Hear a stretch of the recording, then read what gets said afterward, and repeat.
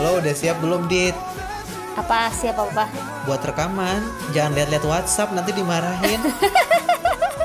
Udah nih gue gak akan lihat WhatsApp ya, karena handphone gue jadikan sebagai recorder. Tapi kan gue bisa lihat WhatsApp di web ya, sama aja dong. Ya makanya harus fokus dong, jangan gengges. Jadi ada yang ngasih tau gue kalau lagi podcast tuh jangan sambil ini terdistract yang lain, nanti obrolannya nggak asik katanya. Betul, gitu. karena waktu gue jadi penyiar radio, gue juga diharuskan untuk tidak menyalakan handphone kan di dalam ruangan siaran. Kalaupun menyalakan handphone, jangan lihat handphone ketika lo lagi ngobrol depan mikrofon. Jadi nggak ke distract. Itu make sense banget sih, karena beberapa kali kita sempat terjadi kan di studio juga kayak apa? Dit, lo kenapa sih lo nggak ngeliat gue gitu? Kayak ya kan udah, gue emang lagi nggak ngeliat lo sekarang. Ya. Sekarang jangan buka WhatsApp ya. Ya nih gue buka. Mendingan buka talking point aja nih. Kita mau ngomongin apa nih hari ini? Gue mulu yang bikin kesel. Minggu ini rame sama apa nih ya? Karena kayaknya isu yang mana dulu isu nih? Banyak banget. Oh, yang pertama Daniel putus sama Jihyo dulu deh. Wah, selamat. Kok selamat sih? Ini gue menanyakan pendapat lo dulu nih sebagai orang yang di luar hubungan mereka dan di luar fandom nih ya. Bagaimana lo melihat hubungan dua orang ini? Karena kalau gue jujur aja ketika Daniel sama Jihyo announce mereka pacaran, nggak di-announce sih, dibocorin sama Dispatch mereka pacaran, gue kayak ngerasa ini mind blowing sih sebenarnya, karena fandomnya dua-duanya besar ya. Tapi mind blowingnya cuman pada saat berita itu keluar aja, karena abis itu kayak nggak ada follow up gitu. Karena ini kayak kalau di musik tuh istilahnya kayak one hit wonder gitu loh, kayak cuman rame pada saat itu aja. Abis itu nggak ada lagi berita-berita follow up yang lain gitu. Dan menurut gue memang tipikal idol zaman sekarang kan emang nggak ada yang kayak gitunya kan, nggak ada foto-foto follow up-nya gitu loh setelah mereka pacaran gitu, nggak dibocorin. Dan itu menurut gue jadi nggak menarik.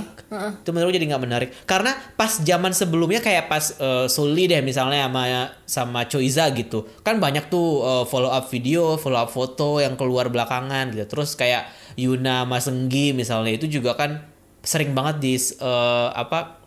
pada akhirnya Yunanya dicengin gitu kan sama member SNSD yang lain. Maksud gue kayak ada follow up yang bikin pacaran ini tuh jadi seru dan jadi tidak terkesan tabu gitu. Tapi si Jihyo sama Daniel ini menurut gue B aja, kayak one hit wonder aja. Kalau lo gimana melihatnya?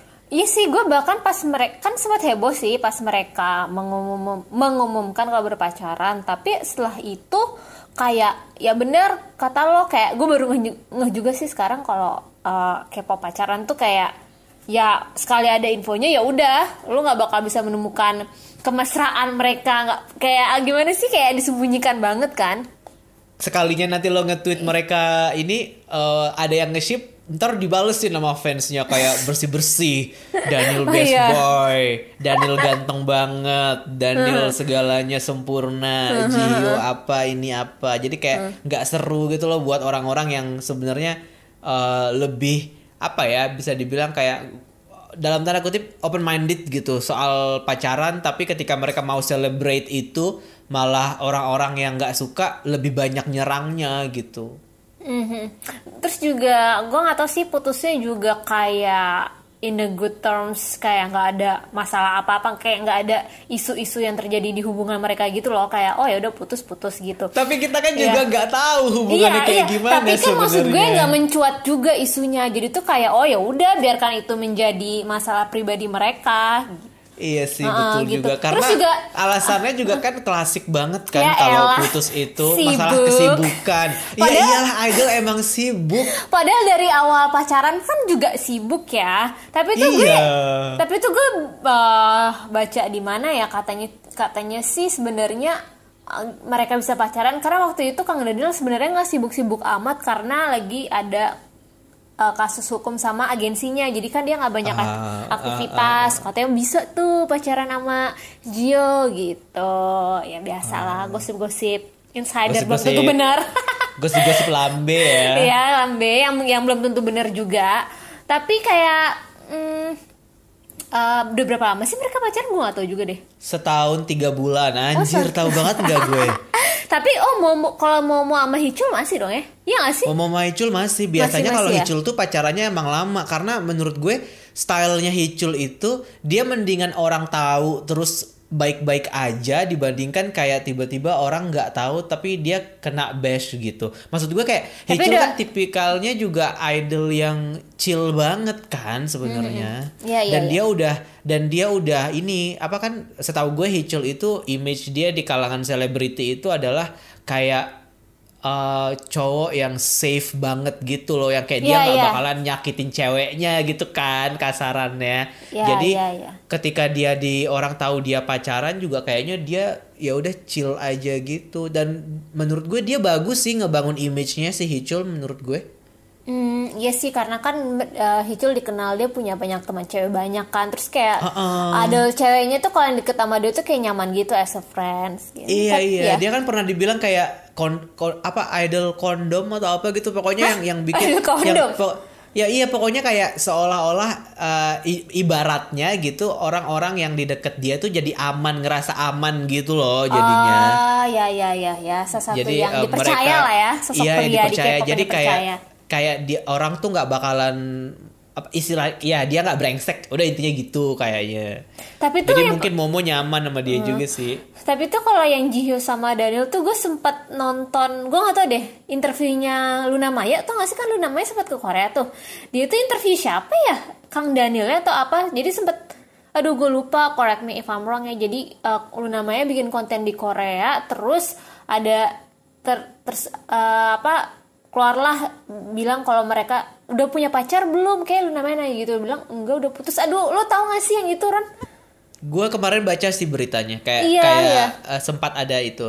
Ya pokoknya intinya itu. Mereka berdua putus aja, tapi kan nggak ada konfirmasinya kan. Tapi jadi dibilang kayak nggak bener juga gitu loh.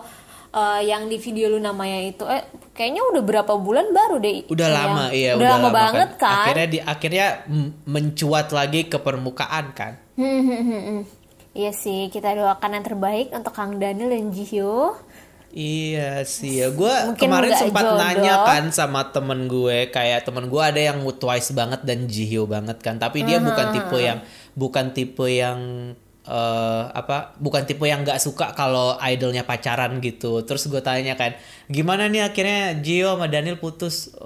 Terus temen gue bilang kayak, gue ketika mereka pacaran itu kayak ngerasa seneng karena Jihyo tuh ada yang ngelindungin gitu. Tapi justru sekarang mereka putus, gue malah sebel sama Danielnya, kata dia. Kayak gue malah sebel sama Danielnya, kayak gue udah percaya sama lu buat ngelindungin Jihyo, kenapa lu putusin gitu. Tapi ya namanya mungkin dia bercanda juga atau apa juga nggak tahu. Tapi ya yang terbaik sih bener buat Jihyo sama Daniel. Tapi ini mungkin kesempatan buat gue bisa mendekati Jihyo lebih jauh. Gak usah, berarti kesempatan gue ini mendekati Kang Daniel. Wonho jual kaos kaki lo nggak mau beli. Ih jelek banget, nggak mau. Ya Allah, Melon aja nggak mau, kayak mahal banget kata dia. Untung udah nggak ngefans kata Melon. Ya udahlah, namanya juga fase ya. Lanjut berita BTS Suga katanya kasian Suga, cedera gue kayak ya? beneran kayak kasian banget. Tapi kan itu bukan cedera yang baru kan, sebenarnya cedera lama kan yang akhirnya semakin parah ya nggak sih? Iya, terus akhirnya Suga nggak akan bisa ikut comeback activity-nya yang Beyond ini. Serius judul albumnya apa ya? Gue lupa deh. B kalau nggak salah, BE kalau nggak salah. B ya, bukan Beyond ya. Gue ingatnya Beyond. B ya. Jadi Suga tuh nggak akan ikut pas aktivitas comeback-nya. Gimana dit Suga core of the core nih gimana nih? Core of the core-nya Jungkook tahu. Iya, tapi Suga kan produser kan. Tapi BTS tuh gue jarang sih melihat mereka perform as a six kayak. Mungkin akan sangat terlihat aneh kali ya, tapi ya gue nanti lihat aja deh comeback stage-nya. Tapi kayaknya nih kalau ngelihat sekarang kondisi Big Hit yang udah banyak duit gini, dia bisa bikin hologram Suga sih biar supaya tampil bertujuh. Ya nggak sih kayak AI Suga. Iya, AI VR gitu sih, AR VR keren gitu. juga. Karena kayak sayang banget ini, karena kan kayak comeback yang bisa dibilang follow up setelah Dynamite. Wah, Dynamite 21 kali menang, lo bayangin 21 kali dalam sekali comeback itu rak rak di kalau Big Hit punya SM Town Co-X itu raknya kayaknya satu fase comeback udah bisa 7 lantai sendiri itu rak buat pialanya. Tapi itu sih kayak kasihan sih menurut gue, ini Suga nggak bisa gabung. Tapi itu lagi kayak tadi gue bilang, kayaknya emang Big Hit harus memikirkan sesuatu yang revolusioner nih. Waktunya membuat hologram Suga itu kayak trik marketing yang sangat bagus banget sih menurut gue. Ya mungkin belajar sama SM kali ya, bikin avatar Suga. Jangan bilang belajar sama SM dong. Kenapa? Kan Big Hit sudah terdepan nih dalam hal BTS gitu. SM tertinggal banget. SM aja NCT baru jadi second fastest 1 million views, baru jadi second loh ini. Fastest 100 million views maksudnya? Iya, 100 million views. Itu baru yang jadi Make-A-Wish ya? loh. Yang Make-A-Wish? Yang Make-A-Wish. Gue gak tahu sih ya kalau masalah rekor-rekor, the fastest 24 hour, the fastest 1 hour, the fastest. Aduh, gue udah bingung dah siapa yang memegang. Jadi kayak menurut gue. Tapi kalau udah di K-pop yang megang udah jelas kan, lo nggak perlu bingung lagi. Udah jelas kalau boyband BTS, ya, kalau girl band Blackpink gitu. Iya makanya. Nanti kalau SM masih jadi second fastest, jadi kayak ya way to go guys gitu loh, kayak ya, fighting gitu. Nanti Aespa ada rekor lagi, the fastest apa girl group debut gitu aja udah pasti rekor tuh terciptakan untuk dipecahkan, dipatahkan oleh orang yang berikutnya. Iya betul. Emang seperti itu, seperti itu. Gak ada yang tetap di atas terus gitu. Apalagi nih this week Big Bang G-Dragon katanya mau comeback dengan lagi mempersiapkan album. Waduh, ini udah dibahas, pasti seneng banget. Udah kita bahas ini ya. Udah kita bahas 1 tahun yang lalu. Oh iya, waktu dia discharge army, kita udah bahas kan 1 tahun yang lalu. Terus baru 1 tahun kemudian dia akan comeback. Itu juga masih dalam preparing, kayak lo nggak tahu preparingnya akan seberapa lama. Iya, dan twistnya adalah tahun lalu kita pernah meramalkan bahwa G-Dragon yang akan menyelamatkan YG, tapi twistnya ternyata enggak. Blackpink ternyata. Ini tetap Blackpink ternyata. Album dia yang di album memecahkan rekor sebagai album paling laris dalam sejarah girl group Korea. Ya, 1 juta.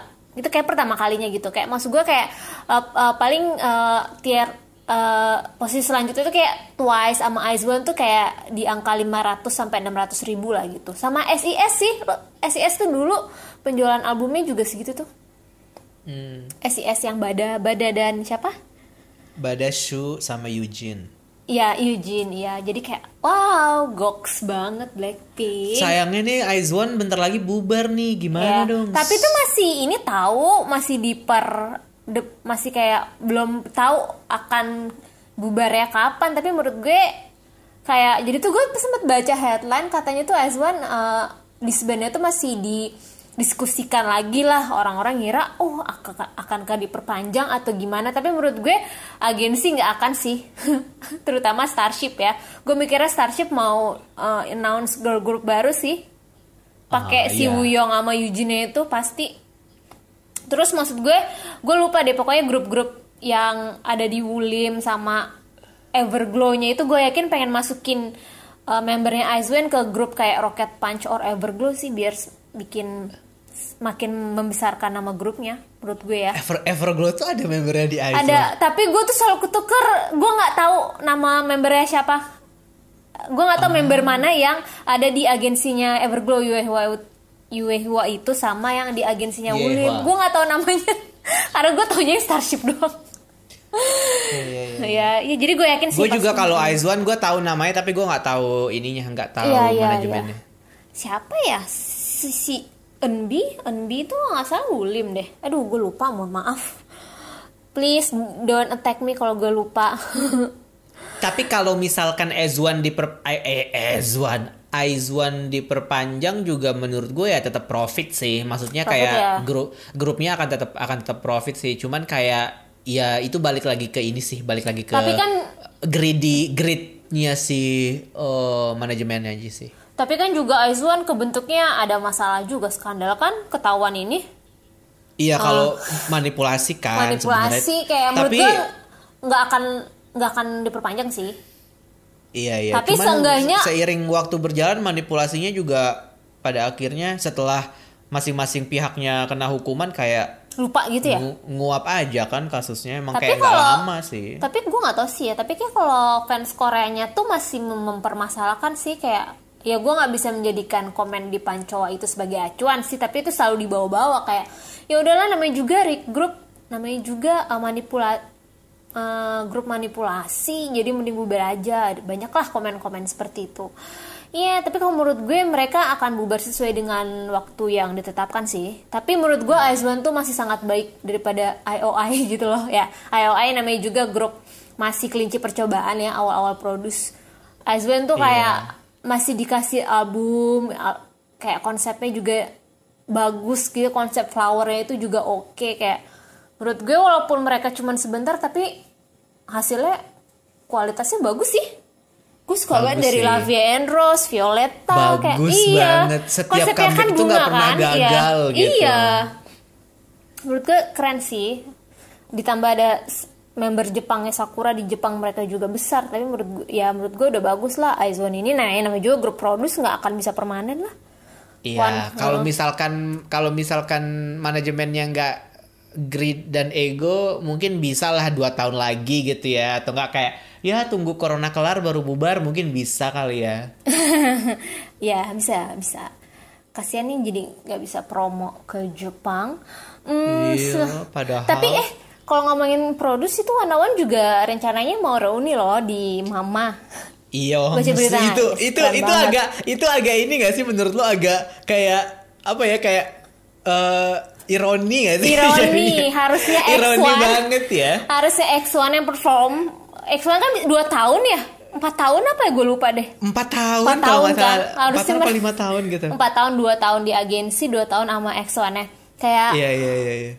wow, itu harusnya X1 tapi akhirnya Wanawan.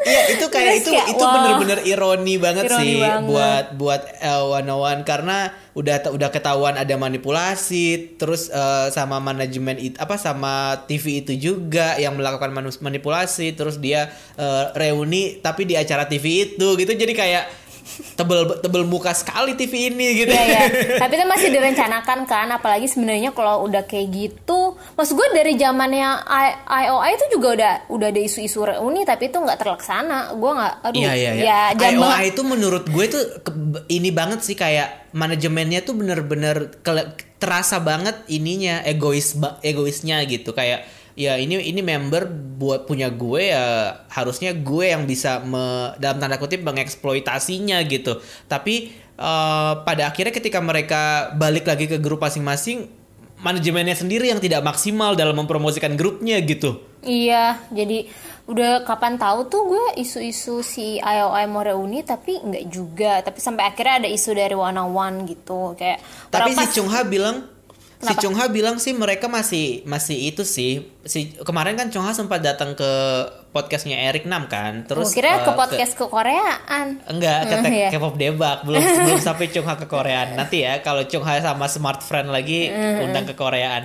Kemarin Chungha sempat ngomong sama Eric Nam kan, dia bilang mereka member IOI itu emang masih ngobrol banget gitu, masih deket gitu, dan kalau dibilang mereka pengen reuni, cuman ya itu tadi permasalahannya adalah jadwal, terus manajemen yang beda, itu kan sangat-sangat complicated banget kan urusannya. Mana masing-masing lagi. Iya, dan masing-masing dari member itu kan nggak bisa dibilang semua grupnya itu sukses kan sebenarnya ketika mereka kembali ke grup masing-masing. Jadi ya kalau IOI sih sabar-sabar aja deh. Tapi ini yang 101 menurut gue mereka perform di Mama kayak bakalan huge banget sih. Ya tapi kayaknya sama seperti IOI, membernya dari agensinya mencar, gue yakin gak semuanya juga sih. Tapi kalau bisa semuanya gokil nih. Kayak gue yakin pasti ada 1-2 member mungkin yang gak join ya. Gue gak tahu juga yang sih. Yang pasti Daniel gak ikut lah. Iya itu gue kenapa ya? Ya kan berantem gimana sih? Oh ya gue lupa. Iya ya udah deh. Iya gak sih? Bener berantem gak sih? Yang senternya justru masa nggak ikut sih? Itu dia makanya. Tapi kemarin pas gue bikin artikelnya sih emang Daniel kayaknya lagi ada kesibukan yang lain. Kayaknya emang mungkin ada rencana comeback atau apa, gue juga nggak tahu juga. Yang pasti sih grup-grup yang emang diundang datang ke Mama udah pasti ikut gitu, perwakilannya udah pasti ikut. Cuman ya nggak semuanya juga sih. Ya nggak apa-apa lah, at least AG-AG-nya masih bisa support lah. Ya, gitu. ya. Lanjut dari Kang Daniel dari Wanawan Roni, ada berita SM Entertainment Square dibuat SM di Entertainment Square LA. Wow. Wih, gila. Gak bisa juga kita datengin ya, Dit ya. Iya. Jauh soalnya. Itu tuh LA tuh tempat pertama kalinya SM konser gak sih? Yang SM tahun itu di LA? Enggak juga ya? Enggak tahu, lupa. Tapi LA mereka pernah ya? New York yang paling gede sih, seingat gue. Kalau nggak salah, tolong correct me wrong, yang ada nama Lisuman Streetnya ya nggak sih? Bukan? Gue mesti klik lagi ya, sih. gue juga lupa sih. Gue juga kayaknya udah lupa banget sama informasi itu. Yang pasti kalau SM Town memang pernah konser di LA. Iya. Dan pernah juga konser di New York. Banyak sih. Dan kayaknya salah satu perwakilan mereka kantornya emang di LA sih. Iya di LA. Keren ya. Big Hit belum bikin nih Big Hit. Kayaknya udah deh. Kayaknya setahu gue JYP Amerika itu base-nya juga di LA deh setahu gue. Iya. Oh, JYP, jadi tuh pokoknya dibilang in honor of pionir dari Korean Wave Lee Soo-man, dibikinlah SM Entertainment Square gitu. Keren banget sih, tapi gue jadi pengen tuh lihat kalau gue di situ. Iya, jadi tuh ada palangnya gitu, SM Entertainment Square in honor of founder Lee Soo-man. Gokil. Wow, palang bahasanya ya. Padahal kan yang PF2 BTS ya. No komen, aku no komen deh. Aku no komen banget guys. Aku tuh gak berani. Yang PF2 di US BTS. Padahal yang PF2 itu di US Rain ya. Nggak tahu yang sih. Yang pave the way Wonder Girls lah. Hey, Rain tahu duluan. Rain Boa kali. Dong. Emang Boa di US? Enggak, Rain tahu. Boa lah. Ya udahlah, kayak gini tuh kayak gue nggak tahu yang mana duluan. Ya intinya semuanya berperan lah. Memuluskan jalan untuk membesarkan Korean Hallyu. Nih, gimana kalau misalkan SM bikin SM Entertainment Square tapi di Sudirman? Menurut lo gimana? Aduh, macet lah Sudirman tuh. Yong, jangan di Sudirman dong. Apa di BSD yang jalur-jalur sepi gitu? Bekasi. Panas. Bekasi deh. Di daerah Bekasi tuh, di daerah aduh dekat-dekat Sumarekon itu masih banyak lahan kosong tuh, udah di situ aja. Iya sih, tapi kalau seandainya seandainya SM akan bikin sesuatu yang sama founder gitu-gitu ya, yang kayak yang di LA, enakan di mana ya? Kota tua kali ya? Kota tua Jakarta? Bisa ya? sih. Ya nggak jauh-jauh dari FX kali, nggak jauh-jauh dari FX. Cuman ya masalahnya di Jakarta itu lahan kosong buat bikin kayak gitu-gituan tuh di mana ya? Susah nggak sih? Iya. Udah nggak ada nggak sih, kayak kecuali lah emang agak ke pinggir-pinggiran kayak mungkin di Tangsel gitu mungkin. Ya bisa jadilah ya. Bekasi juga bisa sih kayaknya. Itu yang di daerah Sumarekon lumayan oke sih menurut gue. Ya tapi kayaknya nggak akan sih, Ron.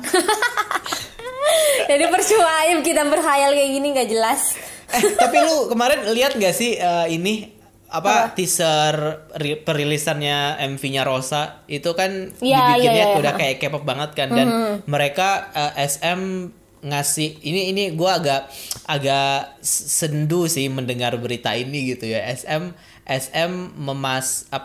Rosa kan bikin MV, terus ada artis SM kan di situ. Nah, terus headline berita-berita kan kayak ya Rosa bekerja sama dengan artis SM gitu kan.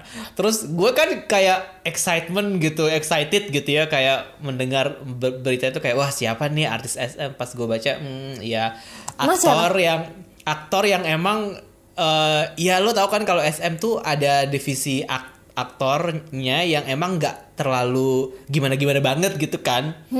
Jadi ada satu aktornya SM namanya Ki Do-hun gitu. Jadi dia yang membintangi MV-nya Rosa gitu. Tadinya gue udah kayak mikir, wah keren banget nih Rosa kalau misalkan bisa dapat at least yang levelnya idol deh gitu, buat atau enggak trainee yang hidden trainee kan lebih seru kan. Cuman yang dipasang adalah si Ki Do-hun gitu, dan gue aja nggak tahu. Ya apa? Makanya gue yakin lo tahu apalagi lo ya. Bahkan gue tahu Ki Do-hoon karena gue kan ngikutin Instagramnya SM Town kan. Jadi gue tahu dan dia cukup sering muncul beberapa bulan terakhir ini karena emang lagi ada project drama. Cuman ya orang-orang kayak lo ini nggak bakalan ngeh itu siapa gitu. Maksudnya kayak ya tapi balik lagi kayak mungkin memang di tahap awal ini yang dipasang ya nggak terlalu populer banget kali ya. Karena kalau misalkan tiba-tiba Lukas gitu ya kayak kan pecah banget gak sih kalau tiba-tiba Lukas gitu. Lukas X Rosa itu kan kayak pecah banget cuman kayak oke, Ki Do-hoon ya. Sibuk Lukas. Awal yang baik lah untuk karirnya Rosa di SM gitu menurut gue. Next mungkin dia bisa lah sama member Suju mungkin kan itu juga sangat-sangat possible sih. Cuman untuk tahap ini Ki Do-hoon ya nggak apa-apa deh at least. Emang dia bisa nyanyi?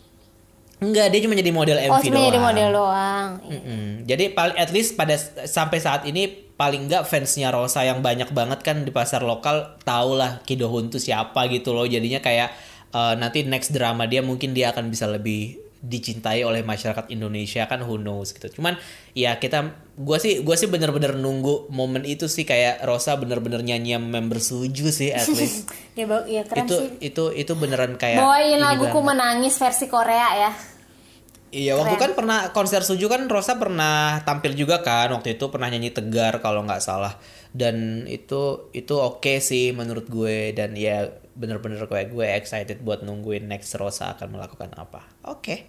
Oke, gue juga gak sabar. Selain menunggu Rosa solo debut, gue juga gak sabar sih. Rosa udah solo debut kan? Solo debut Korea maksudnya. Nanti iya benar. Ketemu duet sama Solar, nanti gue gak bisa bedain sih mereka berdua. Solar mamamu. Congrats juga yang akan solo debut. Ini Kai akhirnya setelah Kai sibuk di Super M. Setelah orang-orang pada ribet minta Super M bubar karena katanya debut kayaknya ditunda. Padahal sebenarnya nggak ditunda karena emang belum timingnya aja mak gitu loh gue. Akan debut pada tanggal 30 November. Gokil dengan 6 track. Ya, will include 6 tracks of various moods. Wih, keren banget nih. Tapi kalau Kai apa yang lo harapkan dari Kai apa? Lo dulu deh sebagai yang bukan EXO-L dari sejak lama. Kalau gue kan bukan EXO-L-nya baru 2 bulan terakhir ini nih. gue nggak tahu ya. Gue tuh kalau Kai itu secara vokal gue nggak merasakan sesuatu yang spesial sih. Tapi dia secara performance, wah dia memang luar biasa banget sih. Makanya untuk dari segi musik tuh gue nggak kebayang sih kayak gimana. Karena menurut gue vokal dia, gue akan diserang si TBH. Menurut gue nggak sesuatu yang spesial banget gitu. Karena kalau tipikal Kai ini akan dance oriented, performance oriented kan. Jadi kalau dari sisi musik gue nggak expect banyak sih. Tapi mungkin dari segi performance atau nggak MV itu gue sangat anticipate. Tapi kalau kayak aku dengerin lagunya, karena kalau Kai itu bahkan maksud gue orang sering bilang kalau rapnya Sehun itu biasa-biasa aja gitu, jelek lah untuk ukuran rapper. Tapi ada kalau Sehun tuh gue merasa selalu ada yang ikonik. Tapi kalau Kai itu gue nggak inget sih. Kayak apa ya lain dia yang paling terkenal gitu kan. Kalau Sehun kayak Never mind about the thing kayak gitu kan. Terus kayak EXO. Kalau Kai apa ya? Kalau Kai, kalau menurut gue memang beberapa album terakhir dia udah nggak yang di branding sebagai rapper lagi gitu loh. Jadi lebih ke kayak vokal tipis-tipis gitu. Nah, kebetulan kita lagi di topik ini, beberapa minggu terakhir ini gue lagi ngedengerin beberapa album lamanya EXO juga. Dan gara-gara Kai mau solo itu gue jadi kayak nyari gitu loh. Jadinya kayak nyari part-part dia di lagu-lagu yang yang mana nih di suaranya dia gitu. Jujur sebenarnya dibandingkan dengan suara yang lain, enggak dibandingkan dengan suara yang lain sih. Masing-masing suara anak EXO itu gue sebagai orang yang dengerin albumnya sejak 7 tahun terakhir, gue bisa ngenalin dia gitu. Dan kalau gue justru bertolak belakang sama lo Dit, gue justru merasa suara Kai itu beda banget. Suara Kai itu punya khas tersendiri gitu. Memang sih bukan tipe yang kayak vokal yang melodius yang kayak Baekhyun atau Dio misalnya. Tapi ada bagian yang kayak renyah gitu loh suara dia tuh. Gue susah sih menjelaskannya, tapi ada part yang ketika dia nyanyi itu wah gitu, pas banget. Makanya dia selalu dapat part yang menurut gue pas, sama kayak ketika Sehun dapat bagian Never Mind About a Thing. Nah, Kai itu juga kayak gitu sebenarnya di EXO. Dia selalu dapat part yang emang pas banget, walaupun ya nggak bisa lo bilang grande atau kayak gimana, cuman ya secara vokal dia yang secara vokal dia yang segitu itu tuh menurut gue pas banget. Dan ketika gue mendengarkan Kai itu juga, gue jadi makin senang dengerin Chanyeol di EXO ketika dia nyanyi dibandingkan Chanyeol di EXO ketika dia nge-rap. Tapi balik lagi ke Kai, kalau gue sama juga yang kalau yang ini gue setuju kayak selama ini Kai itu selalu kita harus ngelihat dia perform untuk bisa amaze sama penampilan dia. Kalau ngedengerin doang itu kesannya jadi kayak biasa aja gitu. Nah, itu sih yang sesuatu yang kayaknya emang harus ditunggu. Kayaknya gimana caranya SM bisa membuat kita sebagai pendengar aja tanpa yang harus nonton tuh bisa tetap ngedapetin impression yang bagus dari debut solonya Kai ini. Cuman kan sekarang Kai udah progress ya, maksudnya kayak selama ini kan memang mungkin kita taunya dia emang ya sub vokal aja gitu, nggak terlalu dapat banyak part. Tapi kan itu udah lama nih, 7 tahun dia debut gitu. Itu juga ditambah dari beberapa tahun dia trainee, berarti kan udah lebih dari 10 tahun dia latihan vokal kayak gitu-gitu kan. Harusnya sih sesuatu yang akan sama nendangnya ketika Taemin debut sih menurut gue. Ya kan maksud gue SM tuh paling paham lah kayak misalnya style musik apa yang cocok dengan Kai gitu, kayak mungkin nggak akan seperti Taemin juga gitu. Jadi ya gue cukup penasaran maksud gue gimana caranya SM itu kayak ya oke lah kan kayak dibilang dia nge-rap juga nggak ya biasa aja, vokalnya juga biasa juga, kayak dia oke lah standar aja. Gue yakin sih ini tergantung SM gimana dia mengemas lagunya sih kayak ya dengan mixingnya yang jago itu dengan ala produsernya SM, menurut gue ini bisa keren. Iya, bisa aja kan jadinya kayak misalkan lagu jadinya malah 70% dance, 30% nyanyi, bisa aja kan. Bisa sebenarnya. Aja nggak apa-apa juga ya orang. Menurut gue Kai itu lebih ke performer sih, dan itu nggak masalah sama sekali. Nggak perlu lu bisa di semua vokal, bisa rapper juga harus bisa. Siapa dikata Tuhan. Tapi ada sih yang kayak gitu, ya ada sih. Ya maksud gue kelemahannya itu bisa ditutupi dengan kelebihannya dia. Ya betul, wise sekali Anindita hari ini ya. Apakah gara-gara sering di bash? Gue takut di bash sih, gue yakin gue hari ini akan di bash sih, ya udahlah. Gak apa-apa, di bash tuh gak apa-apa. Lanjut, ada apa nih yang seru-seru minggu ini? Tadi kita udah bahas Jihyo, kita belum bahas Chaeyoung. Tadi harusnya kita bahas Chaeyoung dulu. Oh, Chaeyoung yang katanya ini yang punya pacar. Tapi di ini kan, tapi enggak, tapi itu JYP responnya. Itu statement, itu yang responnya itu kayak Chanyeol kemarin. Ya kita nggak mau ikut kita nggak mau ngeluarin statement apa-apa gitu. Karena bukan di luar kuasa kita gitu. Jadi mungkin ini lebih ke namanya hubungan personal Chaeyoung Twice dengan lelaki yang dia dekati, lelaki yang dia lagi deket. Jadi mungkin JYP nggak mau ikut campur. Tapi menurut gue ini kayaknya sesuatu yang baru deh. Menurut gue selanjutnya agensi akan memberikan statement yang sama, kayak kita nggak akan mengeluarkan statement apa-apa itu di luar dari kuasa kita. Itu akan menjadi sesuatu yang tren sih, karena itu sangat-sangat ambigu, dan kesimpulannya itu kayak ya berarti bisa jadi benar, bisa jadi enggak, ya nggak sih? Nggak membenarkan tapi enggak juga menolak. Jadi itu kayak kesimpulannya ya fans aja simpulin sendiri, ribut-ribut sendiri sana gitu. Kayak bener juga sih, maksudnya kalaupun lo deny kayak gimana ya, maksudnya gue mikirnya kalau seandainya agensinya deny dan ternyata si Chaeyoungnya beneran lagi dekat dengan pria itu kan jadi kesannya lo nggak boleh ya pacaran sama pria itu, udah kita deny nih gitu. Maksud gue kalau misalnya statementnya yang bersayap kayak gini, ceweknya tuh masih bisa seandainya dia emang bener deket, masih bisa melanjutkan hubungan dengan prianya itu karena JYP nggak ikut campur. Kalau dia ikut campur kan dia harus kayak ngasih kepastian putus atau iya lanjut tapi go publik gitu kan. Kalau go publik bahaya juga buat ininya mereka berduanya secara privasi kan gitu. Apalagi biasalah nih kayaknya Chaeyoung tuh deket sama tattoo artisnya yang mungkin age gapnya tuh kayak si Momo sama Hichul gitu loh, kayak ya maksudnya isu-isu kayak gitu ya, kayak ya namanya juga kalau udah cinta ya gimana ya, umur tuh udah kadang suka nggak dilihat gitu. Makanya menurut gue kayak statement ini menurut gue paling aman sih gitu.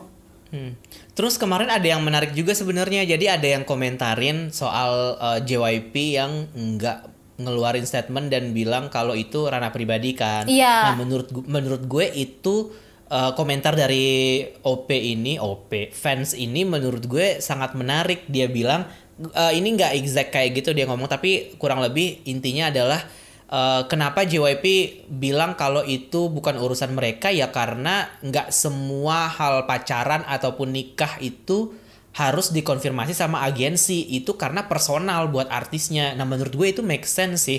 Nah, jadi iya, kayak iya. itu emang JYP pada akhirnya menurut gue memberi batasan yang tegas banget mana yang personal, mana yang profesional gitu menurut gue. Dan itu sesuatu yang kayak tadi lo bilang, sesuatu yang baru dan memang harus di normalize gitu loh. Iya, memanusiakan lah. Masa kalau urusan deket-deket dengan lawan maksudnya deket-deket dengan pacar, maksudnya ada potensi-potensi itu kan kayak normal banget coy. Masa lu mau ada isu dikit deny kayak, maksud gue misalnya mereka dari tahap PDKT lu disuruh deny kan kayak men lu bakal stres banget gak sih. Misalnya nih Ron ya, kayak gue lagi deket sama Shonu lagi deket sama gue, tiba-tiba gitu, ini masih deket udah deny ya kan, gue nggak bisa melanjutkan hubungan itu. Kayak lu sedih banget gue ngebayanginnya.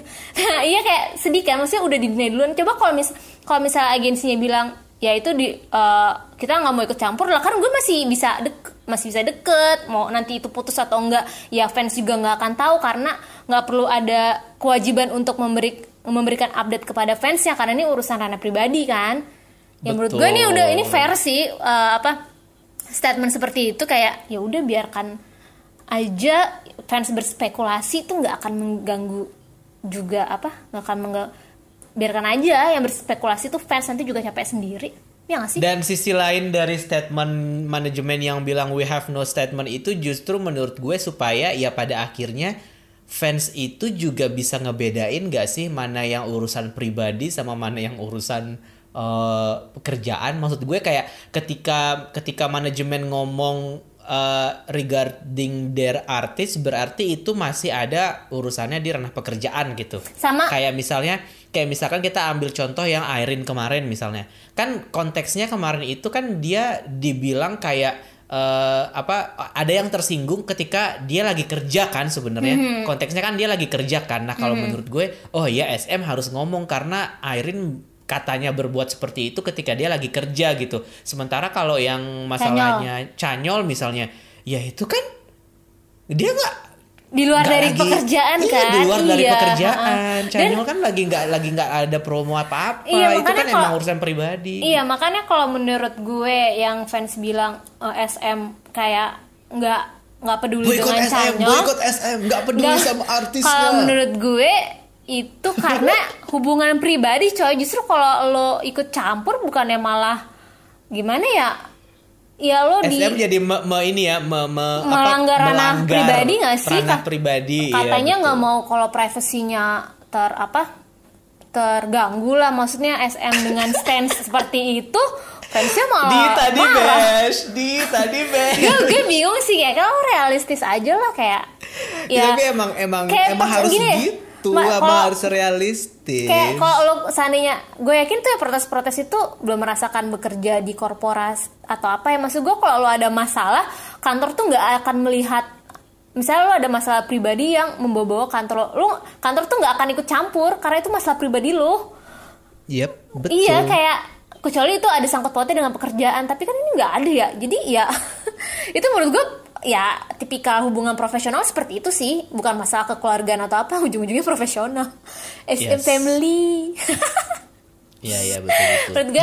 Dan gue sangat bersyukur sih sebenarnya ketika kemarin bagaimana SM menanggapi kasus Chanyeol itu, karena pada akhirnya kayak membuka mata semua orang gitu bahwa hopefully membuka mata semua orang bahwa ya balik lagi yang pertama itu masalah bukan masalah yang harusnya dikomentari oleh manajemen gitu. Yang kedua masalahnya nggak penting, bukan karena Chanyeolnya yang nggak penting, tapi masalahnya yang nggak penting karena itu kayak ya editan doang gitu kan pada akhirnya gitu, kayak konten-konten halu gitu. Yang ketiga itu masalah pribadi gitu. Jadi kayak SM kan juga udah bilang biarin Chanyeol aja yang ngomong gitu.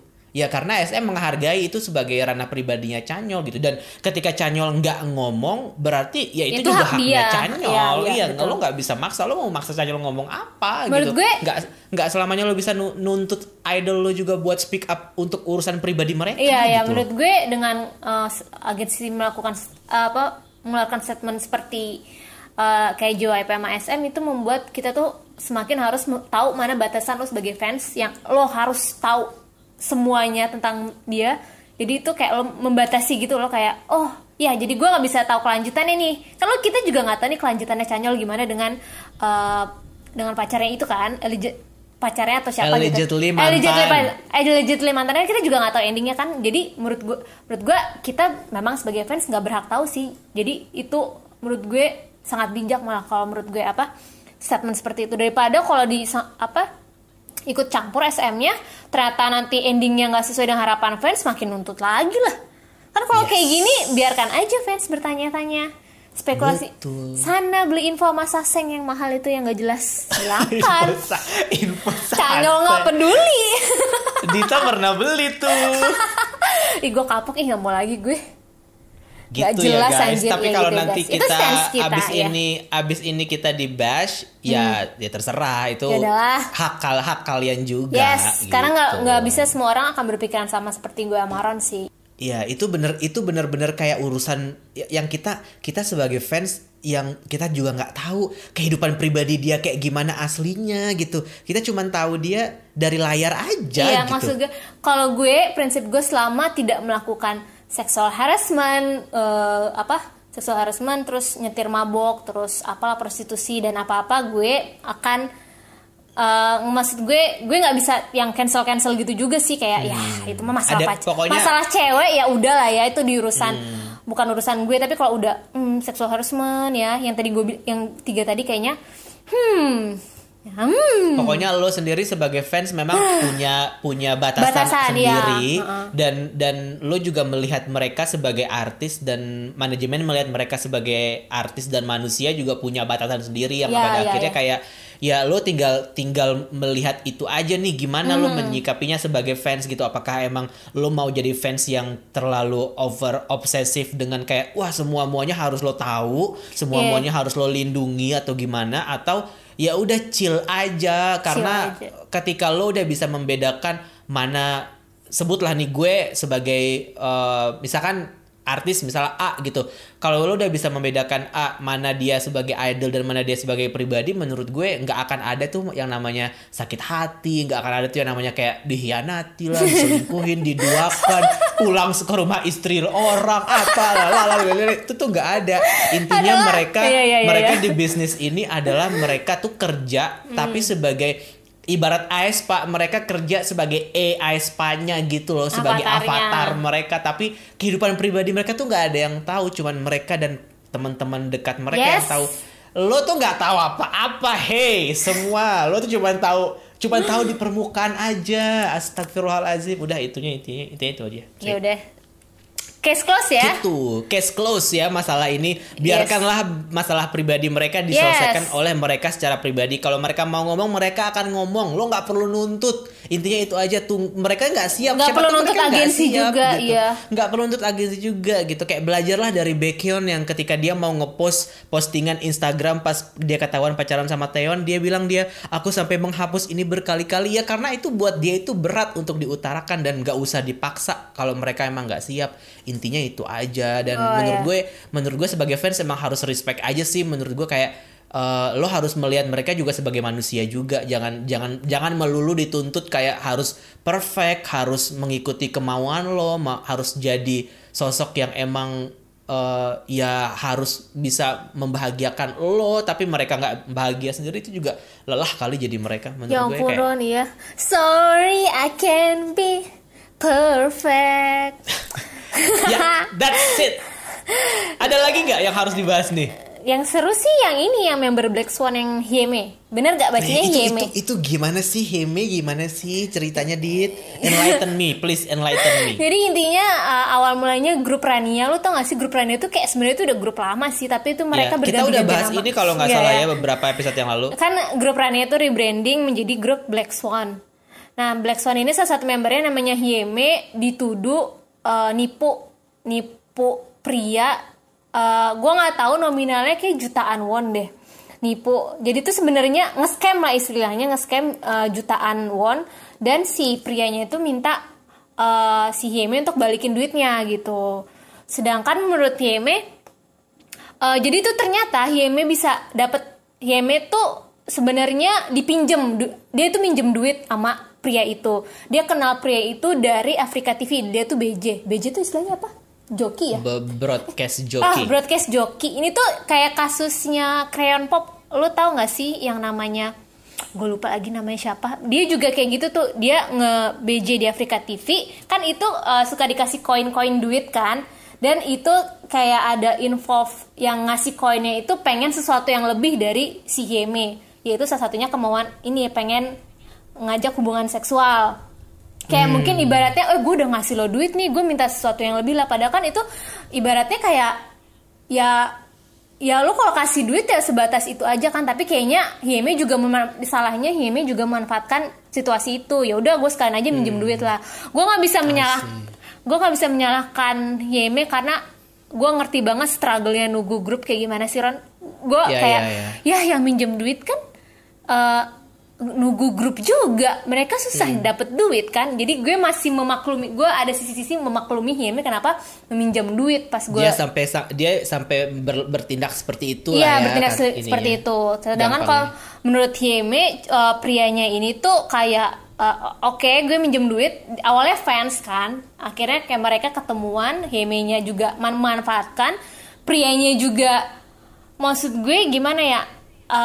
Prianya kayak ngambil kesempatan juga kayak yaudah gue kasih lo segini gitu. Ya $45,000, ya gue juga pengen sesuatu yang lebih. Dia katanya pengen berhubungan seksual tapi Hyeme-nya nggak mau. Dan sebenarnya Hyeme-nya tuh pengen balikin duitnya, tapi kayaknya ya si grup Black Swan dan Rania-nya ini kan struggle banget dapet duit dari mana sih gitu. Akhirnya si DR Music selaku agensinya Hyeme mengakui kalau Hyeme mengakui kalau dia memang meminjam uang dari pria itu, dan sebenarnya dia ingin ngebalikin sih, tapi gue nggak tahu ngebalikinnya gimana. Soalnya tapi si agensinya ini akan menuntut prianya itu karena ada beberapa pernyataan yang dilebih-lebihkan, kayak pernyataan yang seakan-akan istilahnya apa sih, pencemaran nama baik juga gitu, karena menurut Hyeme nggak selebay apa yang dibilang pria itu. Tapi gara-gara isu ini akhirnya Hyeme keluar sih dari Black Swan karena memang pada dasarnya dia itu kan member lama dari Rania, dan memang setelah debutnya Black Swan dia itu kontraknya juga udah habis dan dia nggak mau perpanjang. Jadi kayak pas dia keluar pas banget ada masalah ini muncul sih. Kayak gue sih sebenarnya gue nggak bisa menyalahkan perempuannya juga karena ya kondisinya pasti terjepit, kondisinya juga terjepit. Kayaknya emang dia kepepet banget gitu kayaknya ya. Makanya sebenarnya kan kalau grup Nugu kalau udah misal grupnya bubar kan pasti jadi broadcast joki, Ron. Paling gampang itu. Ya kalau enggak sekarang Instagram paling kan. Iya, broadcast joki kan lo dikasih kalau enggak YouTuber. Iya. Gue lupa deh, membernya Crayon Pop juga dapat kontroversi yang sama tuh. Dia dapat nama yang Elin. Dia itu deket sama yang suka ngasih duit di yang suka ngasih Afrika duit TV. di Afrika TV-nya Afrika gitu. TV. Jadi kayak prianya merasa wah si Elin mau banget nih nerima duit gue gini, kayak sampai ketemu langsung gitu, kayak wah jangan-jangan dia juga suka nih sama gue. Cowoknya yang ngasih duit kayak kepedean gitu, tapi sedangkan Elinnya kayak lah kan kita bisnis aja nih, kayak gimana ya, cowoknya ngarep sama ceweknya, sedangkan ceweknya kayak lah kan kita, lu ngasih gue duit, menurut gue fair aja lah, lu kan ngasih gue duit gitu. Iya. Ngerti nggak sih, kayak aduh ini kayak tuh, Black Mirror banget ya. Jadi gimana ya, ini sesuatu yang sebenarnya kalau seandainya gue, ini tuh sesuatu yang mungkin harus lo rasakan sendiri nggak sih? Mungkin lo ngira anjir ceweknya gatel banget nih nerima duit. Mungkin kalau seandainya gue di posisi seperti Elin dan Hyeme-nya itu, gue akan melakukan hal yang sama. Anjir, gue udah dikasih duit ini, ya gue manfaatin aja sekalian. Kayak lo kalau udah dikasih duit pasti lo udah gak akan bisa berpikir jernih sih. Mungkin jadi gue nggak bisa menyalahkan juga, tapi itu nggak bisa digeneralisasi juga sih ya. Tapi kan mungkin kayaknya emang tergantung situasi dan kondisinya aja. Iya, menurut gue situasi juga sih. Iya, kalau Hyeme kan mungkin memang lagi terjepit atau gimana, akhirnya dia memanfaatkan itu. Tapi kalau dilihat secara konteksnya sih, menurut gue kan orang-orang yang bikin siaran broadcast yang jadi BJ itu kan emang punya fitur dikasih duit kan, dan dikasih duit itu kan sebenarnya dia tidak memaksa anyway kan sebenarnya. Enggak, iya. Orang kan suka rela aja, dan menurut gue sih kalau ketika orang suka rela itu harusnya nggak usah ngarep macem-macem sih. Menurut gue kayak tapi itu juga salah juga sih. Yang ngarep juga kan? Salah sih gitu. Yang ngarep kayak ibarat kayak misalkan gue update postingan di Instagram, terus ada orang yang komen di postingan gue, terus kita balas-balasan komen, terus gue baper gitu. Padahal sebenarnya kan mereka cuman komen doang, nggak ada urusannya juga sama urusan hati, tapi kok gue baper gitu kan. Itu kejadian ternyata, tapi kayak sedih.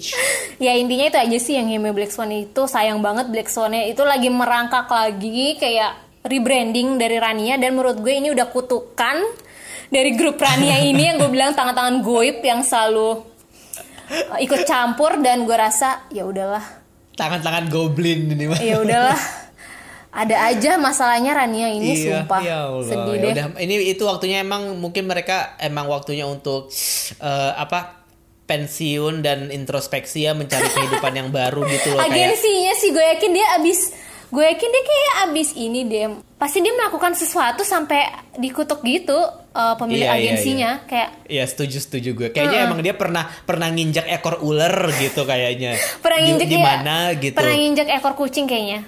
Terus kayak gitu. Kucingnya tuh ternyata siluman. Terus dikutuk lah.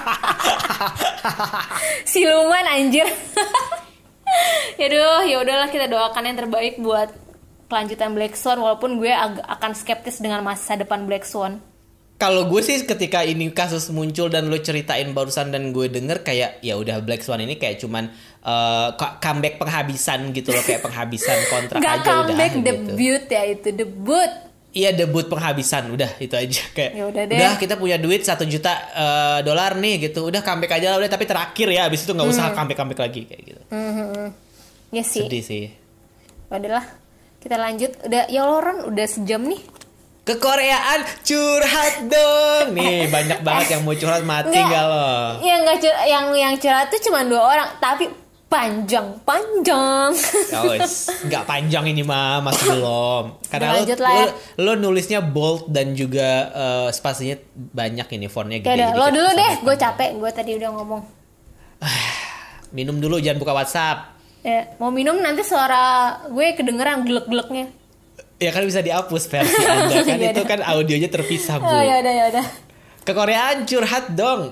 Mau iseng bahas weekly versus secret number. Hahaha. Kenapa Ron di episode terakhir di akhir-akhir mempertanyakan kok weekly sih Dit? Jawabannya adalah dibalikin lagi. Emangnya kenapa kalau weekly? Hahaha. By the way, gue dukung Dita di Secret Number, tapi namanya selera dan preferensi kan bebas ya. Secara pribadi gue juga suka weekly sebenarnya karena terpapar berita-berita mereka sejak satu agensi sama A-Pink. Jadi wajar dong ya gue ngikutin mereka. Oh my god, gue aja baru tahu kalau weekly itu satu agensi sama A-Pink. Astagfirullah, gimana sih lo? Dan suka weekly. Tapi ini gue potong dulu. Gue tahu weekly justru bukan karena dia satu agensi dari A-Pink. Gue tahu weekly karena Ayu support weekly sih. Tapi mungkin Ayu support weekly kan? Karena Ayu deket sama Anji. Jadi Ayu tahu dari Anji juga karena Anji membernya A-Pink dan satu manajemen sama weekly. Yaudah. Jadi kayaknya kayak gitu. Nah, oke, lanjut ya. Jadi wajar dong ya kalau ngikutin dan suka weekly, dan mereka secara musikalitas juga bagus. Charmingnya dapet, sisi konyolnya juga suka dikeluarin juga, terutama salah satu membernya yang namanya Monday. So, ya nggak salah juga dong ya, orang Indonesia tetap ada yang dukung weekly, jadi Rookie of the Year Mama. By the way, saking kocaknya banyak debat-debat kusir di pen cafe. Dasar fans belum dewasa. Wak. Ya nggak ada salahnya kok lo mau dukung weekly. Kemarin juga gue tanya kenapa weekly, karena selama ini Dita belum pernah ngomongin weekly gitu. Jadi tiba-tiba kok weekly sih gitu loh konteksnya. Bukannya gue meragukan weekly-nya juga gitu. Tapi karena emang gue sama Dita selama ini tuh nggak pernah ngebahas weekly, nggak kayak kita ngebahas Secret Number gitu loh. Sekedar klarifikasi aja ya. Nggak masalah sih kalau mau dukung weekly dan gue tidak dukung weekly juga nggak masalah. Itu bukan sesuatu yang harus diperdebatkan. Gue juga sebenarnya lebih suka Secret Number sih daripada weekly. Tapi gue kalau melihat secara realistis, tapi kalau ROTE kayaknya weekly udah serealistis itu aja sih gue ngeliatnya. Kita kayak ini lebih seru nanti sih kalau diomongin di episode Mama masalah weekly sama Secret Number ini. Siapa nih yang harus kita undang guys? Coba kasih rekomendasi, kita harus undang siapa buat ngomongin Mama, karena kita jangan terkenal amat ya guys. Saya nggak bisa bayarnya guys. Nanti bayarnya susah nih. Yang jangan yang terkenal banget deh gitu. Yang seru-seru aja diajak ngobrol. Lanjut Dit. Aduh, yang ini panjang. Halo kekoreaan. Tadi lu sih maunya yang itu. Salah, harusnya kebalik ya. Sebelumnya makasih ya, opiniku soal pembahasan kemarin udah dibahas. Aku mau curhat lagi nih, ini kebetulan soal Twice juga. Entah kenapa encore Twice tuh akhir-akhir ini sering banget diperhatiin dan dibahas dan dikritik semenjak era More and More.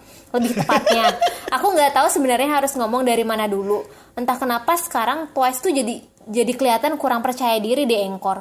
Mereka terlihat punya tekanan ketika melakukan itu, dan di beberapa member memang mereka terlihat takut untuk bernyanyi secara bebas.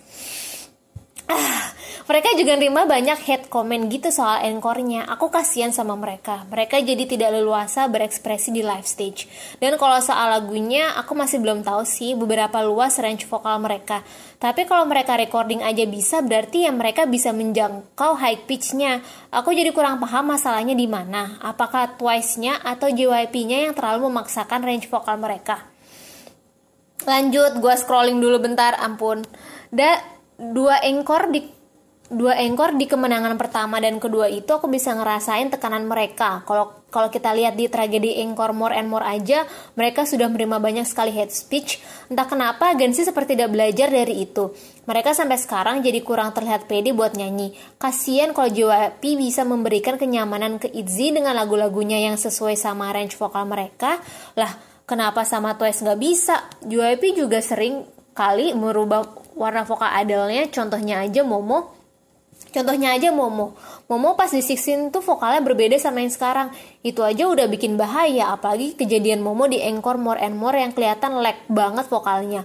Aku harap JYP kedepannya bisa belajar dari dua encore di dua era itu dan ngasih mereka lagu yang sesuai sama range vokal mereka, biar bisa lebih nyaman dan gak banyak dapet kritik pedas. Wow, lo udah lihat gak sih encore-nya yang terakhir kemarin? Gara-gara di DM ini gue tahu sih sempat ada berita masalah vokalnya Twice dipertanyakan pas More and More itu, tapi gue memang nggak cari tahu videonya gitu, kayak gue nggak ngeliat juga. Akhirnya gue juga Dit nggak mau lihat Dit karena gue nggak mau merusak image Twice dalam diri gue. Dan sampai akhirnya gue cari tahu nih yang gara-gara gue dapet baca DM dari pendengar kekoreaan ini yang More and More, dan kasihan Momonya, anjir, kayak Momo nyanyi terus dia sadar kayak vokalnya tuh kayak jelek banget. Gue nggak bilang itu jelek banget ya, mungkin kayak Momo nyadar kayak vokalnya di situ aneh. Gue merasa memang agak-agak terlalu high pitch, bener sih yang dibilang tadi. Kayak akhirnya Momonya tuh kayak pas sadar dia kayak langsung muram gitu sepanjang encore, kayak kasihan sih kayak terus akhirnya itu udah ada debunking videonya nggak sih menurut lo? Gue nggak mencari tahu gue nggak cari tahu juga sih, tapi gue menemukan kompilasi di mana vokal-vokalnya Twice yang dibilang katanya jelek gitu ya. Gue mendengar kayak ya tipikal mereka, kayaknya tipikal yang kalau nyanyi live akan sangat ngap-ngapan sih. Gue menangkapnya hal seperti itu. Tapi apalagi yang lagu yang baru ini teriak-teriak semua. Yang You Can't Stop Me ini. Itu kan tinggi-tinggi semua nadanya. Dan gue juga sempat lihat video di mana waktu itu Nayeon kayaknya lagi lip sync, dia lupa deh. Di situ kayak orang, wah ini gue nggak inget Nayeon atau siapa, kayak makin wah Twice nih vokalnya jelek gitu. Tapi gue menganggap hal itu lumrah dalam artian karena memang Twice ini enggak vokal group yang base-nya bukan vokal group gitu. Yang ngasih kayak, jadi gue sama sekali memaklumi kalau ada beberapa member yang vokalnya lemah karena memang core utamanya tuh bukan di vokal. Gue melihat kalau Twice itu lebih di konsep sih, kayak konsep mereka yang Egyo yang imut-imutnya itu. Kalau misalnya dance pun gue merasa udah mulai kuat di akhir-akhir ini sih, kayak pas fancy gitu. Jadi gue merasa kayak ya namanya juga bukan grup yang lu mau ngarep kayak Mamamoo, kayak Sistar ya kan, nggak juga. Karena mereka memang kelebihannya bukan di vokal. Jadi menurut gue kayak ya kasihan juga, lo mau seperfect apa sih dengan grup yang lo biasin gitu. Jadi gue tipikal yang memaklumi sih. Tapi ada juga yang bilang kalau udah di grup yang udah di umur 5 tahun ini, ada baiknya harusnya vokal lo berkembang. Banyak yang bilang seperti itu. Dan gue juga, oh iya sih bener juga ya. Karena sampai sekarang kayak Momo kalau nerima range vokalnya tuh kayaknya tuh tinggi banget gitu loh. Mungkin kalau live itu dia akan sangat ngap sih, apalagi kan dia dancer kan. Kayak ya mungkin bener sih kata si Sender ini, JYP harus tone lebih bijak ya, lagi, harus pengertian kayaknya ya. Range vokalnya yang sesuai dengan Twice-nya gitu. Tapi ya udah, nggak tapi kalau gue sih nggak, kalau gue sih agak nggak setuju sih sama lo yang bilang kayak ya Twice bukan grup vokal gitu. Kalau menurut gue justru ya lo debut sebagai idol, at least lo bisa nyanyi gitu sih kalau menurut gue. At least lo bisa nyanyi gitu, itu aja gitu. Dan tapi ada bagian yang kayak gue setuju juga sih, maksudnya ketika kita melihat dalam konteks performance gitu kan, nggak setiap kali performance itu kan mereka sedang fit, atau mungkin nggak setiap kali performance itu mereka bisa menampilkan secara maksimal yang bisa membuat vokal mereka terdengar bagus gitu kan. Karena tidak bisa dipungkiri juga ada kalanya memang penyanyi memang butuh lip sync gitu, karena ya kondisi gue lagi nggak bagus nih gitu.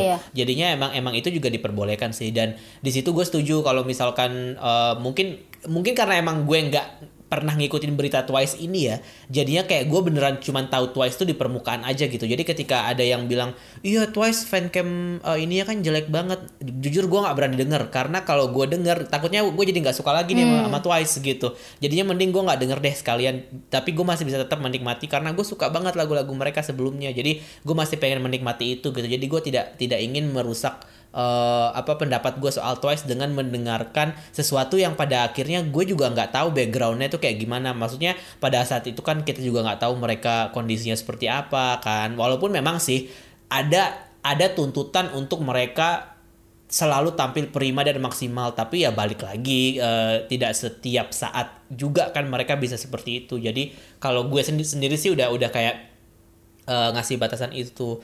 Cuman kalau masalah yang JYP ngasih range vokal tinggi itu, kalau menurut gue itu sebenarnya ada dua kemungkinan sih sebenarnya.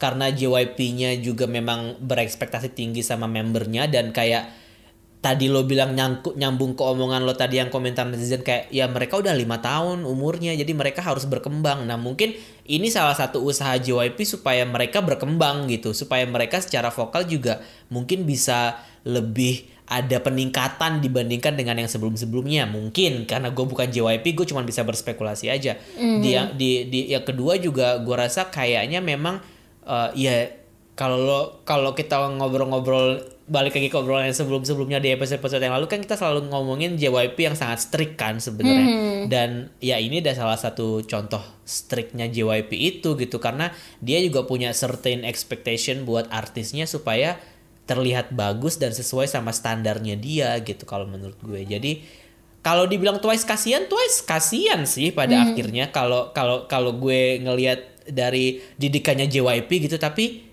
kayaknya ini better deh dibandingkan dengan mereka harus nyanyi kayak sesuai sama range vokalnya. Misalnya setiap comeback tuh cuman ada di 3 terus. Padahal sebenarnya menurut JYP mereka tuh bisa 5 deh kalau mereka nyoba. Nah mungkin JYP tuh kayak gitu kali tipikalnya ya. Nggak tahu juga sih. Iya sih, kayak bisa ya itu mungkin salah satu kelemahan Twice, tapi kayak ya yang tadi mungkin kalau misalnya sesuai omongan gue kayak yang kayak tadi kayak oke, Twice lemah di vokal tapi dia grup yang gitu ya delivering banget konsepnya mereka, dan itu mungkin lebih ke brandingnya Twice daripada as a musician gitu, atau apa gitu. Jadi menurut gue sih sebenarnya nggak masalah. Gue sih tetap kayak mikir kayak lo kalau debut sebagai idol lo nggak bisa sih mengesampingkan vokal sebenarnya. Kalau gue jujur aja kalau gue nggak apa-apa loh kalau idol ya, karena gue nggak pernah benchmark gue sama idol tuh gue nggak mau yang tinggi-tinggi banget juga sih, kayak wah harus vokalnya kayak ini harus bisa kayak Taeyeon misalnya gitu, harus kayak gue Tiffany gitu. Tipikal yang gue itu memang suka grup yang delivering konsep kayak Twice ini, gue tuh demen gitu, kayak mereka dari eksekusi dance-nya oke, dari yang cute-cute terus sampai yang mereka konsep yang seksi mature-nya ini gue suka gitu. Dan gue memang sangat mengesampingkan vokalnya Twice, dan gue nggak masalah banget gitu. Jadi kalau misal gue mau suka yang vokalnya bagus ya gue bisa lihat Mamamoo gitu. Nggak dengerin Twice. Beda apa? That's a good point. Beda perannya, beda brandingnya gitu loh. Kalau gue mau dengerin vokal yang bagus ya udah gue dengerin Mamamoo. Kalau gue mau suka as a performance lihat dari MV-nya, gue nontonin fancam sana. Ya udah. Sana juga dibilang suaranya cempreng tapi gue tetap suka. Gue suka dia as a performance, nggak masalah gitu. Ya ini kekurangannya Twice ini tergantung si JYP mau gimana ngebenahnya. Kalau memang dia pengen Twice-nya seperti ini aja, menurut gue kayak Twice-nya akan tetap ini sih aman-aman aja as a group, kayak mereka udah stabil banget gitu loh. Maksudnya, tapi kalau masalah kritikan dari netizen itu gue gimana ya? Kita kan nggak bisa ngontrol netizen ya. Itu kayaknya memang sesuatu yang inevitable sih. Iya, lo mau seandainya sebagus apapun juga pasti akan ada aja bahan kritikan sih sebenarnya. Percuma. Nanti seandainya Twice vokalnya bagus tetap aja nanti ada aja gitu. Lip sync minimal lip sync gitu kan. Ini pacaran mulu kerjaannya, terus aja. Iya tahu. Momo nih. Sama Hicul terus. Mau aja sama Hicul. Tetap aja nanti kalau misalnya Momo vokalnya bagus nanti dibawa-bawa aja tuh pacaran sama Hicul ya. Udah. Iya iyalah mau sama Hicul, dia Hicul gimana sih? Gitu lah. Maksudnya mau sesempurna apapun pasti ada aja celahnya sama netizen. Jadi Yongs pasti nggak akan ada habisnya lah dunia peridolan ini ya. Kecuali emang kamu bertobat dan mengidolakan Nabi Muhammad SAW. Nah, gue yakin Twice-nya mentalnya udah kuat sih, tapi ya kita mengharapkan yang terbaik lah buat mentalnya Twice. Gue yakin mereka udah memakan asam garam menjadi idol. Gue yakin mereka bisa jadi mentalnya lebih kuat daripada yang kita duga sih. Kan kita juga nggak tahu ya gitu. Karena kita selalu mikirnya kayak, waduh kita takut nih mentalnya gini-gini ya. Gue ngerti banget sih kekhawatiran itu, tapi kita juga nggak tahu ternyata mereka bisa setangguh itu. Kita kan juga nggak tahu. Kita kan bukan mereka. Kita kan bukan panggung M Countdown yang bisa merasakan getaran kaki mereka. Kok gitu? Ayo, bumper. Kekoreaan, curhat dong. Salah. Kekoreaan. FM. Udah ya. Ya, di sini ada yang SMS di kekoreaan _TWT dan kekoreaan _IG. Kok SMS DM? Jadi ada DM dari @cairan cairan ion tubuh. Anjir.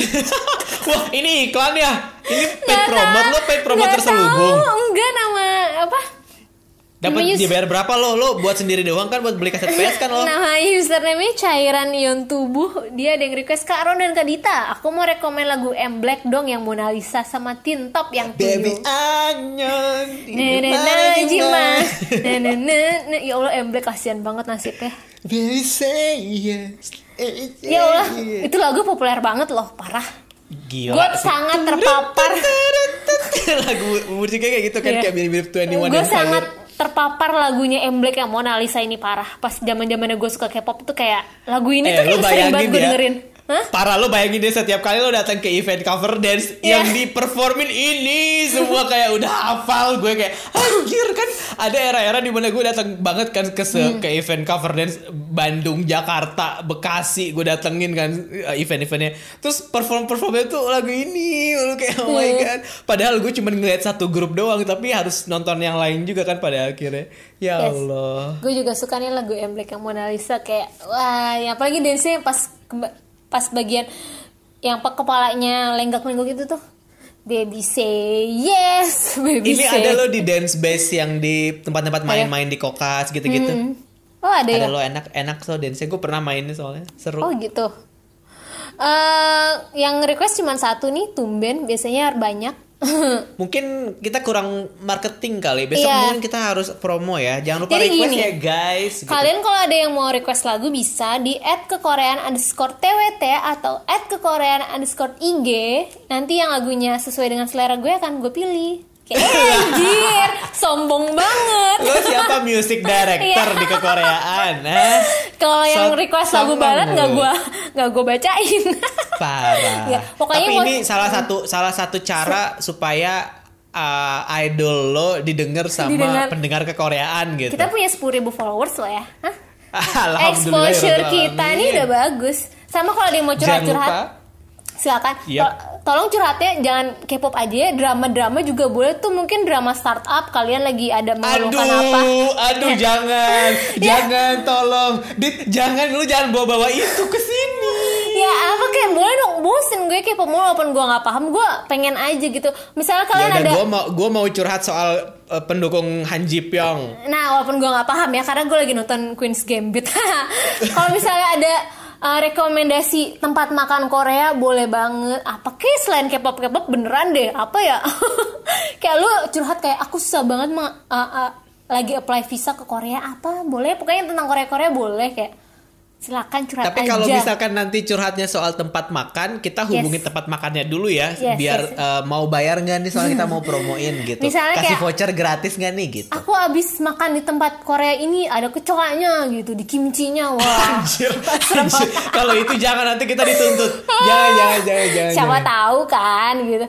Korean FM ditutup lagu rekomendasi siapa nih? Lo ada lagi suka lagu apa nih? Atau enggak lagi suka comeback apa? Lo dulu. Soal gue mulu deh, gue tau karena lo gak pernah dengerin kan. Enggak, gue dengerin, tapi gue gak langsung yang pop up into my mind that fast gitu loh. Harus lihat playlist gue dulu. Gue juga liat playlist Spotify gue yang Korea 2020 nih. Gue abis nge-like lagunya Jifren Mago. Gue suka. Itu oke, itu lumayan. Karena itu emang, baru gue mau bahas, itu emang lagu lo banget, karena disco lagi kan. Gue banget kan. Itu MV-nya gila, mereka tuh cakep-cakep banget ya. Kayak gila si Yuju ya. Gila yang loh. pole dance ya, yang pole dance. Gue speechless banget, kayak wow, bukannya dia main vokal ya, tapi badannya bagus banget. Bagus banget, good job Bang Sihyuk. MV-nya juga menurut gue keren banget sih, sangat pas dengan lagunya yang disco. MV-nya bagus. Yes, gue suka. Jifren Mago guys, tolong di streaming MV-nya. Kalau lagi suka apa nih? Oke. Kalau gue lagi ini, kalau nggak suka balad, jadi gue mau promo lagu balad. Apa? Jadi Taeyeon baru aja rilis kolaborasi sama penyanyi sama The One. Jadi lagunya Like a Star ada di Spotify, tinggal didengerin. Tapi di Spotify ini judulnya pakai bahasa Korea sih, Byeolchorom. Tapi lo search aja Taeyeon Like a Star, pasti mungkin dia muncul. Ini bagus banget. Itu SM Station, bukan SM Station, ini beda. Ini dari proyek yang berbeda. Ini lagunya menurut gue mirip-mirip breath-nya Taeyeon sama Jonghyun gitu. Jadi oke sih, gue suka banget. Ini tipe lagu yang akan gue suka seumur hidup gue gitu. Yes. Karena tiba-tiba udah langsung masuk ke most play gue di Spotify. Yes, oke. Thank you guys. Hari ini Thank you guys. Hari ini panjang banget guys. Panjang banget, udah 1 jam 16 menit. Terima kasih Dita. Terima kasih. Sampai jumpa di episode minggu depan. Kita bahas apa ya? Ya udahlah kita bahas. Minggu depan kita bahas ya. Apa? Sesuai mood aja deh. Bisa komentar di DM juga ya. Mau apa yang mau dibahas. Oke. Thank you. Annyeong. Sampai jumpa minggu depan.